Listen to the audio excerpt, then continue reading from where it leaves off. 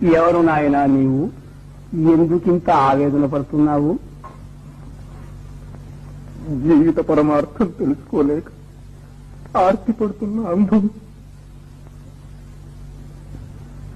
జీవితానికి పరమార్థం అంటూ ఒకటి ఉన్నలుగొంటున్నావా?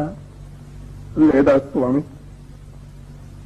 వేదాంగాల నెరిగిన మహర్షులు, దేశ దేశాలు జయించిన చక్రవర్తులు, పేద సాద అంతా పుట్టి పెరిగి మరణిస్తున్నారు. వీరంతా మరణించిన తర్వాత ఏమవుతున్నారు స్వామి?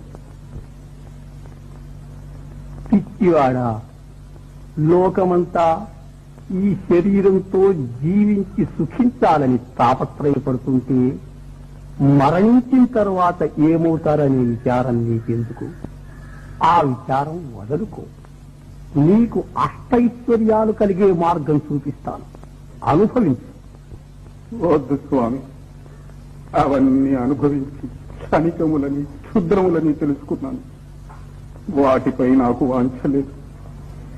నన్ను బాధిస్తున్న ప్రశ్న ఒక్కటి, మనం ఎక్కడి నుంచి పుడుతున్నాం, ఎక్కడికి పోతున్నాం? ఈ సందేశం నివారించండి. ఈ రహస్యం తెలుసుకోవటానికి దేవతలకే సాధ్యం కాలేదే